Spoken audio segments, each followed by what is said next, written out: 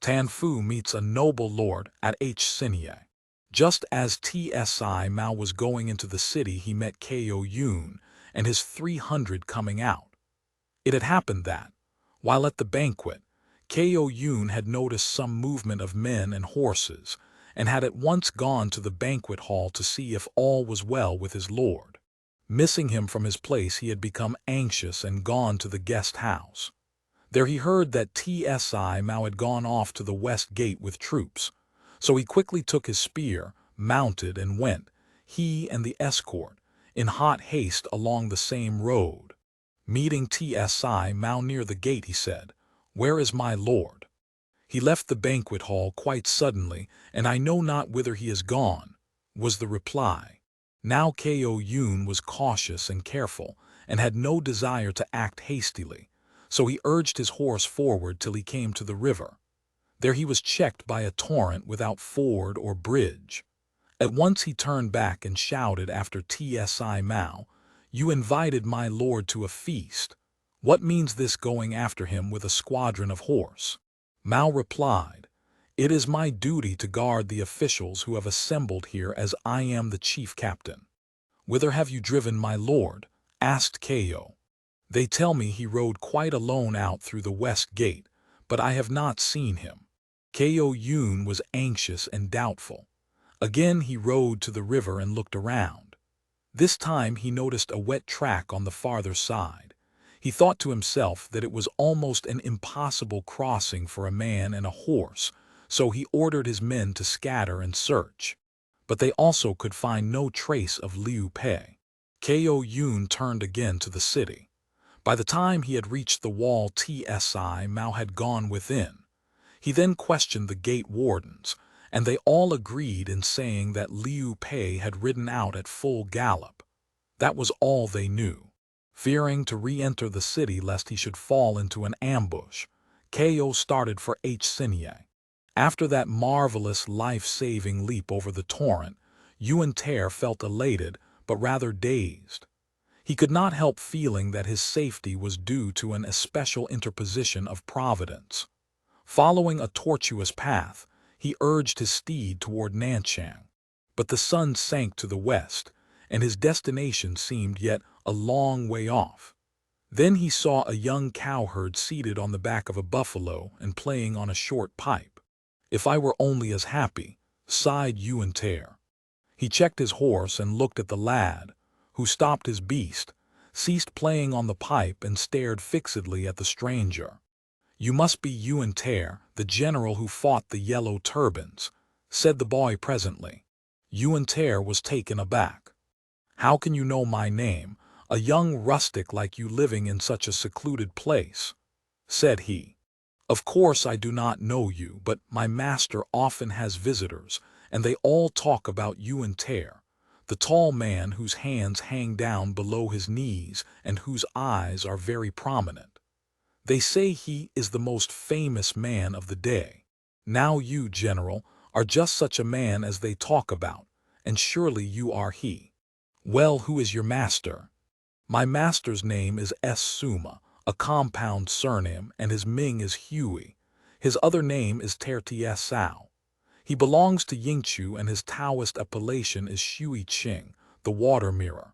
"Who are your master's friends that you mentioned?" "They are Piang Terkung and Piang Tiung of H. "And who are they?" "Relatives. Piang Terkung is 10 years older than my master, the other is 5 years younger. One day my master was up in a tree picking mulberries when Piang Tiung arrived. They began to talk and kept it up all day. My master did not come down till the evening. My master is very fond of Piang Tiung and calls him brother." "And where does your master live?" "In that wood there in front," said the cowherd, pointing to it. "There he has a farmstead. I really am Liu Yüan-Tê, and you might lead me to your master that I may salute him." The cowherd led the way for about 2 li, when Liu Pei found himself in front of a farmhouse.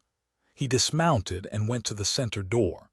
Suddenly came to his ear the sound of a lute most skillfully played, and the air was extremely beautiful.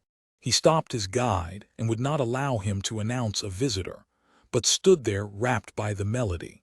Suddenly the music ceased. He heard a deep laugh, and a man appeared, saying, "Amidst the clear and subtle sounds of the lute, there suddenly rang out a high note as though some noble man was near." "That is my master," said the lad, pointing. Liu Pei saw before him a tall figure, slender and straight as a pine tree, a very chosen vessel. Hastening forward, he saluted. The skirt of his robe was still wet from the river. "You have escaped from a grave danger today, sir," said Watermirror.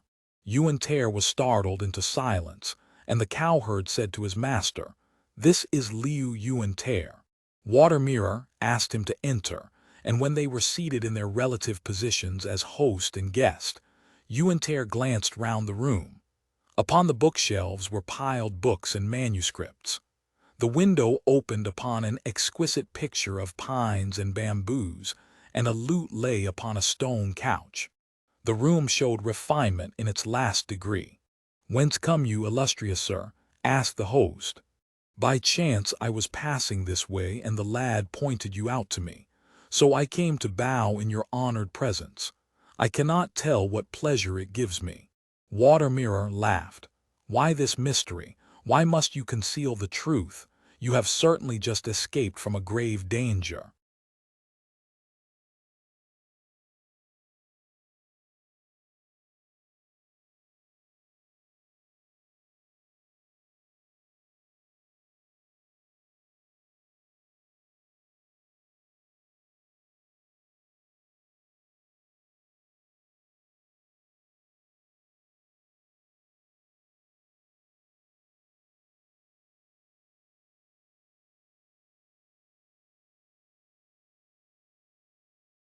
Then the story of the banquet and the flight was told. "I knew it all from your appearance," said his host. "Your name has long been familiar," continued he, "but whence comes it that, up to the present, you are only a homeless devil?" "I have suffered many a check during my life," said Liu Pei, "and through one of them am I here now.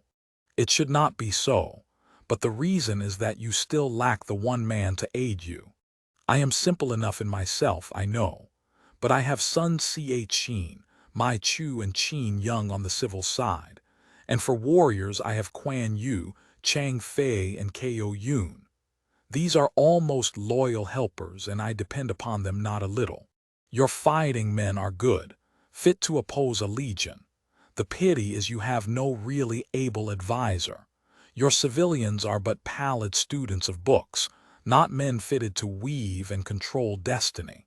I have always yearned to find one of those marvelous recluses who live among the hills till their day arrive. So far I have sought in vain. You know what the master said, in a hamlet of 10 households there must be one true man. Can you say there is no man? I am simple and uninstructed. I pray you enlighten me. You have heard what the street boys sing. In 8 and 9 begins decay, 4 years. Then comes the fateful day, when destiny will show the way, and the dragon flies out of the mire. Oh, this song was first heard when the new reign style was adopted. The first line was fulfilled when Liu Pio lost his first wife, and when his family troubles began. The next line relates to the approaching death of Liu Pio, and there is not a single man among all his crowd of officers who has the least ability. The last 2 lines will be fulfilled in you, General. Yüan-Tê started up in surprise, crying, "How could such a thing be?" Watermirror continued, "At this moment the marvelously clever ones of all the earth are all here, and you, sir, ought to seek them." "Where are they? Who are they?" said Yüan-Tê quickly. "If you could find either Fu Lung, Hidden Dragon, or Fern Chu, Phoenix Fledgling, you could restore order in the empire. But who are these men?" His host clapped his hands, smiled, and said, "Good, very good." When Yüan-Tê persisted and pressed home his questions, Watermirror said, "It is getting late. You might stay the night here, General, and we will talk over these things tomorrow." He called to a lad to bring wine and food for his guest, and his horse was taken to the stable and fed. After Yüan-Tê had eaten, he was shown to a chamber opening off the main room and went to bed. But the words of his host would not be banished, and he lay there only dozing till far into the night. Suddenly he became fully awake at the sound of a knock at the door and a person entering, and he heard his host say, "Where are you from, Yüan-Tê?" Liu Pei rose from his couch and listened secretly. He heard the man reply, "It has long been said that Liu Pio treated good men as good men should be treated and bad men as they should be treated. So I went to see for myself. But that reputation is undeserved. He does treat good men correctly, but he cannot use them, and he treats wicked men in the right way, all but dismissing them. So I left a letter for him and came away, and here I am." Water Mirror replied, "You, capable enough to be the advisor of a king, ought to be able to find someone fit to serve. Why did you cheapen yourself so far as to go to Liu Pio? Beside, there is a real hero right under your eyes, and you do not know him." "It is just as you say," replied the stranger. Liu Pei listened with great joy, for he thought this visitor was certainly one of the two he was advised to look for. He would have shown himself then and there, but he thought that would look strange. So he waited till daylight, when he sought out his host and said, "Who was it came last night?" "A friend of mine," was the reply. Yüan-Tê begged for an introduction. Water Mirror said, "He wants to find an enlightened master, and so he has gone elsewhere." When the guest asked his name, his host only replied, "Good, good." And when he asked who they were who went by the names of Fu Lung and Fern Chu, he only elicited the same reply. Yüan-Tê then, bowing low before his host, begged him to leave the hills and help him to bring about the restoration of the ruling house to its prerogatives. But he replied, "Men of the hills and deserts are unequal to such a task. However, there must be many far abler than I who will help you if you seek them." While they were talking, they heard outside the farm the shouts of men and neighing of horses, and a servant came in to say that a captain with a large company of men had arrived. Yüan-Tê went out hastily to see who these were and found Ko Yun. He was much relieved, and Ko dismounted and entered the house. "Last night on my return to our city," said Ko, "I could not find my lord, so I followed at once and traced you here. I pray you return quickly, as I fear an attack on the city." So Yüan-Tê took leave of his host, and the whole company returned to H. Before they had gone far, another troop appeared, and when they had come nearer, they saw the two brothers. They met with great joy, and Yüan-Tê told them of the wonderful leap his horse had made over the torrent. All expressed surprise and pleasure. As soon as they reached the city, a council was called, and Ko Yun said, "You ought first of all to indite a letter to Liu Pio telling him all these things." The letter was prepared, and Sun Ch'in bore it to the seat of government. He was received, and Liu Pio at once asked the reason of Yüan-Tê's hasty flight from the festival. Whereupon the letter was presented, and the bearer related the machinations of Tsi Mao, and told of the escape and the amazing leap over the torrent. Liu Pio was very angry, sent for Tsi Mao and berated him soundly, saying, "How dare you try to hurt my brother?" And he ordered him out to execution. Liu Pio's wife, Tsi Mao's sister, prayed for a remission of the death penalty, but Liu Pio refused to be appeased. Then spoke Sun Ch'in, saying, "If you put Tsi to death, I fear Uncle Liu will be unable to remain here." Then he was reprieved, but dismissed with a severe reprimand. Liu Pio sent his elder son back with Sun Ch'in to apologize. When Ch'e reached H. Yüan-Tê welcomed him and gave a banquet in his honor. After some little drinking, the chief guest suddenly began to weep and presently said, "My stepmother always cherishes a wish to put me out of the way, and I do not know how to avoid her anger. Could you advise me, uncle?" Yüan-Tê exhorted him to be careful and perfectly filial, and nothing could happen. Soon after the young man took his leave and wept at parting. Yüan-Tê escorted him well on his way and pointing to his steed said, "I owe my life to this horse. Had it not been for him I had been already below the springs. It was not the strength of the horse, but your noble fortune, uncle." They parted, the young man weeping bitterly. On re-entering the city, Yüan-Tê met a person in the street wearing a hempen turban, a cotton robe confined by a black girdle and black shoes. He came along singing a song. "The universe is riven, alack. Now nears the end of all, the noble mansion quakes, alack. What beam can stay the fall? A wise one waits his lord, alack. But hidden in the glen, the seeker knows not him, alack, nor me of common men." Yüan-Tê listened. Surely this is one of the men Watermirror spoke of, thought he. He dismounted, spoke to the singer and invited him into his residence. Then when they were seated, he asked the stranger's name. "I am from Yingsheng, and my name is Tan Fu. I have known you by repute for a long time, and they said you appreciated men of ability. I wanted to come to you, but every way of getting an introduction seemed closed. So I bethought me of attracting your notice by singing that song in the marketplace." Yüan-Tê thought he had found a treasure and treated the newcomer with the greatest kindness. Then Tan Fu spoke of the horse that he had seen Yüan-Tê riding and asked to look at him. So the animal was brought round. "Is not this a Tilu?" said Tan Fu. "But though he is a good steed, he risks his master. You must not ride him." "He has already fulfilled the omens," said Yüan-Tê, and he related the story of the leap over the torrent. "But this was saving his master, not risking him. He will surely harm someone in the end. But I can tell you how to avert the omen." "I should be glad to hear it," said Yüan-Tê. "If you have an enemy against whom you bear a grudge, give him this horse and wait till he has fulfilled the evil omens on this man. Then you can ride him in safety." Yüan-Tê changed color. "What, sir? You are but a new acquaintance and you would advise me to take an evil course and to harm another for my own advantage. No, sir. I cannot listen." His guest smiled. "People said you were virtuous. I could not ask you directly, so I put it that way to test you." Yüan-Tê's expression changed. He rose and returned the compliment, saying, "But how can I be virtuous while I lack your teaching?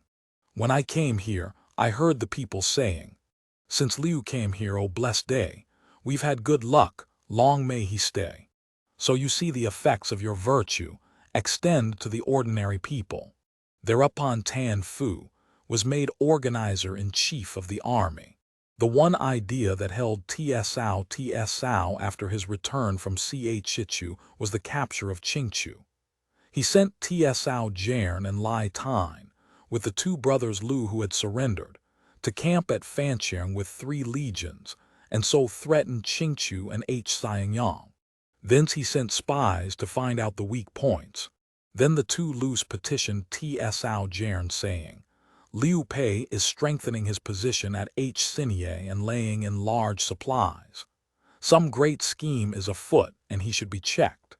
Since our surrender we have performed no noteworthy service, and if you will give us half a legion, we promise to bring you the head of Liu Pei." Tsao Jern was only too glad, and the expedition set out. The scouts reported this to Yüan-Tê, who turned to Tan Fu for advice. Tan Fu said, "They must not be permitted to cross the boundary. Send your 2 brothers right and left, one to attack the enemy on the march, the other to cut off the retreat. You and Ko Yun will make a front attack." The 2 brothers started, and then Yüan-Tê went out at the gate with 3 companies to oppose the enemy. Before they had gone far they saw a great cloud of dust behind the hills. This marked the approach of the brothers Lu. Presently, both sides being arrayed, Yüan-Tê rode out and stood by his standard. He called out, "Who are you who thus would encroach on my territory?" "I am the great general Lu K. Wang, and I have the orders of the minister to make you prisoner," said the leader. Yüan-Tê ordered Ko Yun to go out, and the 2 captains engaged. Very soon Ko had disposed of his opponent, and Yuan-Tê gave the signal to attack. Luo Guanzhong could not maintain his position and led his men off. Soon his men found themselves attacked by an army rushing in from the side, led by Guan Yu. The loss was more than a half, and the remainder fled for safety. About 10 li farther on they found their retreat barred by an army under Chang Fei, who stood in the way with a long spear ready to thrust. Crying out who he was, he bore down upon Luo Guanzhong, who was slain without a chance of striking a blow. The men again fled in disorder. They were pursued by Yuan-Tê and the greater part killed or captured. Then Yuan-Tê returned into his own city, where he rewarded Tan Fu and feasted his victorious soldiers. Some of the defeated men took the news of the deaths of the leaders and the capture of their comrades to Tsao Jern. Tsao Jern, much distressed, consulted his colleague, who advised staying where they were and holding on till reinforcements could arrive. "Not so," said Tsao Jern. "We cannot support calmly the death of 2 leaders and the loss of so many men. We must avenge them quickly. Sinye is but a crossbow slug of a place and not worth disturbing the minister for." "Liu Pei is a man of mettle," said Lai Tine. "Do not esteem him lightly." "What are you afraid of?" said Jern. "The rule of war says to know your enemy and yourself is the secret of victory," replied Tine. "I am not afraid of the battle, but I do not think we can conquer." "You are a traitor," cried Jern angrily. "Then I will capture Liu Pei myself." "Do so, and I will guard this city," said Tine. "If you do not go with me, it is a proof that you are a traitor," retorted Tsao Jern. At this reproach, Lai Tine felt constrained to join the expedition. So they told off 2.5 legions with which they crossed the river for Sinye. The officers all keenly felt the shame of many slain. The chief determines on revenge and marches out again. What measure of success the expedition met with will be related in the next chapter.